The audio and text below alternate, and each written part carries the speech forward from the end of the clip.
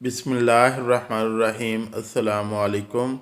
ایمان کی خاطر اپنی جان قربان کرنے والی ایک دلیر خاتون جس نے موسیٰ علیہ السلام کی پرورش کی اور بچپن میں انہیں فرعون کے ظلم و جبر سے بچایا، لیکن جب اس خاتون نے اللہ پر ایمان لایا تو فرعون نے اس کے ساتھ کیا سلوک کیا اور ایسا کیا ہوا کہ اس خاتون کو دنیا کی عظیم ترین عورت کا لقب دیا گیا۔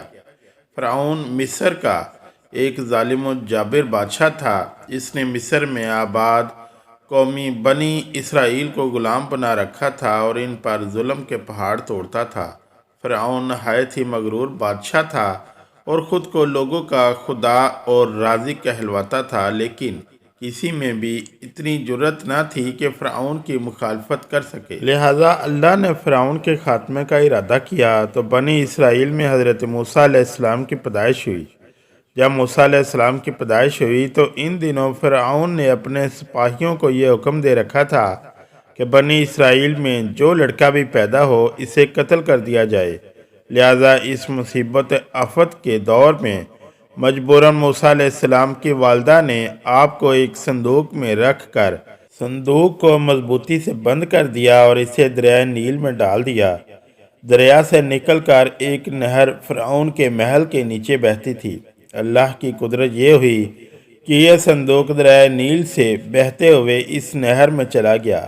اس وقت نہر کے کنارے فرعون کی بیوی آسیہ بنت مزاحم بیٹھ کر نہر کا نظارہ کر رہی تھی۔ آسیہ ایک خوبصورت اور نیک دل خاتون تھی اور وہ کسی بیماری سے شدید تکلیف میں تھی۔ فرعون نے اس کا بہت کچھ علاج کروایا تھا مگر وہ ناکام رہا۔ کہتے ہیں کہ کاہنوں نے اسے بتایا تھا کہ اے فرعون، ہم پیش گوئی کرتے ہیں کہ اس دریا میں سے ایک آدمی تیرے محل میں داخل ہوگا۔ اگر اس کے منہ کی رال اس بیمار خاتون کے جسم پر ملی جائے گی تو اسے شفا ہو جائے گی۔ چنانچہ جب نہر میں بہتے ہوئے اس صندوق پر آسیہ کی نظر پڑی تو اس نے ملازمین کو اسے نکالنے کا حکم دیا۔ جب اس صندوق کو پانی سے نکالا گیا اور اسے کھولا گیا اور ملکہ نے اس بچے کو دیکھا تو اسے یوں محسوس ہوا کہ ایک بجلی سی چمکی ہے جس نے اس کے دل کو منور کر دیا ہے۔ آسیہ کے دل میں اس بچے کی محبت نے گھر بنا لیا۔ اس بچے کا لعاب دہن جیسے ہی ان کے ہاتھوں پر پڑا تو انہیں شفا ہو گئی۔ فرعون کی بیوی آسیہ کے بدن سے کوئی لڑکا نہ تھا اور وہ بے اولاد تھی، لہٰذا اس پاک دل خاتون کی ممتا جاگ اٹھی اور اس نے موسیٰ علیہ السلام کو گود لے لیا۔ اس طرح اللہ کی قدرت سے موسیٰ علیہ السلام کی پرورش اسی فرعون کے محل میں ہوئی جس نے آپ علیہ السلام کے ہاتھوں سے ہلاک ہونا تھا۔ لفظ فرعون اس دور میں مصر کے بادشاہ کا لقب ہوا کرتا تھا۔ موسیٰ علیہ السلام کے قصے کے سلسلے میں دو فرعونوں کا ذکر آتا ہے، ایک وہ جس کے زمانے میں آپ پیدا ہوئے اور جس کے گھر میں آپ نے پرورش پائی، اور دوسرا وہ جس کے پاس آپ ایمان کی دعوت اور بنی اسرائیل کی آزادی کا مطالبہ لے کر گئے اور جو سمندر میں غرق ہو گیا۔ لہٰذا بی بی آسیہ کا خاوند جس نے موسیٰ علیہ السلام کو اپنے محل میں رکھا، اس فرعون کا نام رامس ثانی بتایا جاتا ہے۔ دراصل بی بی آسیہ ریان بن ولید کی پوتی تھی۔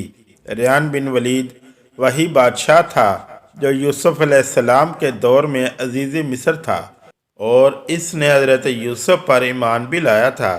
جب مصر پر قبطی خاندان کی حکومت آئی تو فرعون نے اپنی طاقت کے زور پر بی بی آسیہ سے شادی کر لی اور انہیں دھمکی دی کہ اگر انہوں نے شادی سے انکار کیا تو ان کے والدین کو قتل کر دیا جائے گا، لیکن شادی کے بعد بھی اللہ نے حضرت آسیہ کو فرعون کے شر سے محفوظ رکھا اور وہ آپ پر قادر نہ ہو سکا۔ مورخین لکھتے ہیں کہ فرعون کو ایسی بیماری تھی کہ طبیبوں نے اسے ساری عمر صحبت کرنے سے منع کر دیا تھا، لہٰذا فرعون کبھی بھی حضرت آسیہ کے قریب نہ جا سکا۔ یہ بھی اللہ کی ایک حکمت تھی تاکہ بی بی آسیہ فرعون کے ناپاک جسم سے محفوظ رہ سکے۔ بہرحال حضرت موسیٰ کی پرورش فرعون کے محل میں کسی شاہی فرد یا شہزادے کی مانند ہوئی۔ ہر طرح کے آرام و آرائش آپ کے لیے دستیاب تھے، لیکن قبطیوں کے درمیان زندگی گزارنے کے باوجود موسیٰ علیہ السلام فطری طور پر ان سے مختلف کردار کے مالک تھے۔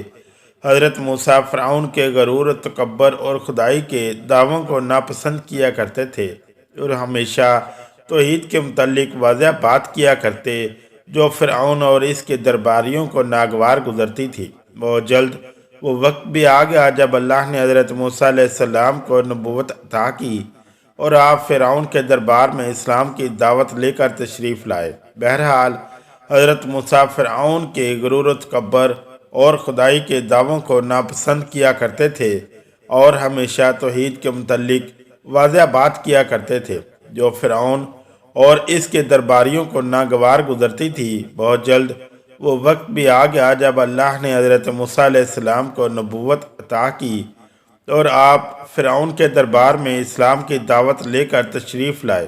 اسی دربار میں بی بی آسیہ بھی موجود تھی، لہذا آپ نے جب یہ سنسنی خیز منظر دیکھا تو آپ کے دل میں فوراً حق کا نور چمک اٹھا اور آپ موسیٰ علیہ السلام پر ایمان لے آئیں۔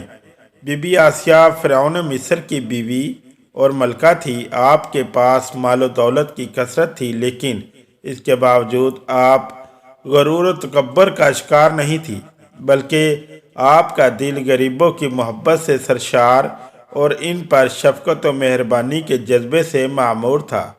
آپ دل کھول کر ان پر صدقہ و خیرات کیا کرتی، اسی وجہ سے آپ کو ام المساکین یعنی مسکینوں کی ماں بھی کہا جاتا ہے۔ چونکہ بی بی آسیہ اپنے شوہر رامس کے مظالم کو بھی خوب جانتی تھی، اس لیے اپنے ایمان کا اظہار نہ کیا۔ آپ چھپ چھپا کر ایک اللہ کی عبادت کیا کرتی اور اللہ سے یہ دعا کرتی کہ اللہ مجھے فرعون اور اس کے عمل سے نجات دے، میں اس کے کفریہ حرکتوں سے بیزار ہوں۔ حضرت آسیہ خفیہ طور پر موسیٰ علیہ السلام کے خدا کی عبادت کرتی اور دعا و استغفار میں مشغول رہتی، یہاں تک کہ فرعون کو ایک دن آپ کے ایمان لانے کی خبر ہو گئی۔ اس نے ایک روز اپنے درباریوں سے کہا، کیا تم لوگوں کو میری بیوی کی کچھ خبر ہے؟ تم لوگ اس کے متعلق کیا جانتے ہو؟ سب نے بی بی آسیہ کی بڑی تعریف کی اور ان کی بھلائیاں بیان کی۔ فرعون نے کہا، کیا تم لوگوں کو نہیں معلوم وہ میرے سوا دوسرے خدا کو مانتی ہے؟ لہذا فرعون نے حضرت آسیہ کو دربار میں بلایا اور ان سے دریافت کیا کہ تو کسے اپنا معبود مانتی ہے؟ حضرت آسیہ نے دلیری اور جذبہ ایمانی سے جواب دیا کہ میں موسیٰ کے رب پر ایمان رکھتی ہوں، جو میرا، تیرا اور ہم سب کا خدا ہے۔ فرعون اس بے باک جواب پر غضبناک ہو گیا اور بہت جلد پورے شہر میں اس بات کی شہرت ہو گئی کہ فرعون کی بیوی اور ملکہ نے فرعونی طور طریقے کو ٹھکراتے ہوئے دین موسیٰ قبول کر لیا ہے۔ پہلے تو فرعون نے بی بی آسیہ کو سمجھا بجھا کر، ترغیب دے کر اور ڈرا دھمکا کر موسیٰ علیہ السلام کے دین کو چھوڑنے کو کہا، لیکن جب اس نے حضرت آسیہ کے چٹان جیسے مضبوط ایمان اور جذبے کو دیکھا تو اس نے ظلم و بربریت سے کام لینے کی ٹھان لی۔ فرعون نے اپنے اہلکاروں کو حکم دیا کہ آسیہ کو تپتے ہوئے ریگستان کی دھوپ میں لٹا دیا جائے، لہذا آپ کو شدید گرمی میں ریت کے تپتے میدان میں چھوڑ دیا گیا۔ فرعون اسی جگہ دورہ کرتا رہا اور کہتا رہا کہ اب تو باز آ جا، اگر تو نے میری بات مان لی تو محل کی شاہی زندگی اور آرام و آرائی تیری منتظر ہے۔ مگر حضرت آسیہ پر اس کا کوئی اثر نہ ہوا، کیونکہ آپ کو جنت کے اس لافانی محلات پر ایمان تھا جو اللہ نے انہیں عطا کرنے کا وعدہ کیا تھا۔ جب فرعون نے حضرت آسیہ کی ثابت قدمی کو دیکھا تو اس نے آپ کو شہید کرنے کا فیصلہ کر لیا۔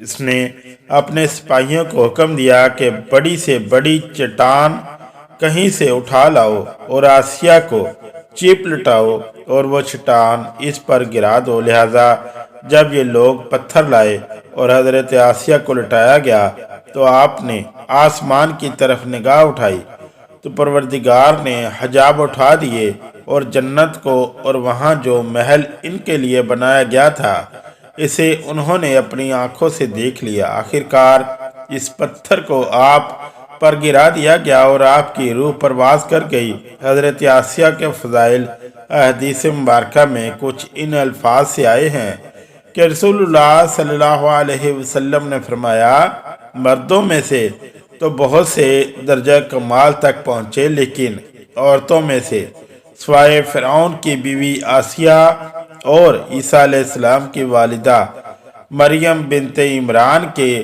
اور کوئی عورت درجہ کمال تک نہ پہنچی۔ اس طرح ایک اور روایت میں آتا ہے کہ آپ صلی اللہ علیہ وسلم نے فرمایا، جنتی عورتوں میں سب سے افضل خدیجہ بنت خویلد، فاطمہ بنت محمد، فرعون کی بیوی آسیہ بنت مزاحم اور عیسیٰ علیہ السلام کی والدہ مریم بنت عمران ہے۔ ایک روایت میں آتا ہے کہ بی بی آسیہ کا نکاح جنت میں حضرت محمد صلی اللہ علیہ وسلم سے ہوگا، لہذا روایت ہے کہ رسول اللہ صلی اللہ علیہ وسلم نے فرمایا، جنت میں میرا نکاح مریم بنت عمران، موسیٰ کی بہن کلثوم اور فرعون کی بیوی آسیہ کے ساتھ ہوگا۔ اگر ویڈیو اچھی لگی تو چینل کو لائک اور سبسکرائب ضرور کریں۔ شکریہ، اللہ حافظ۔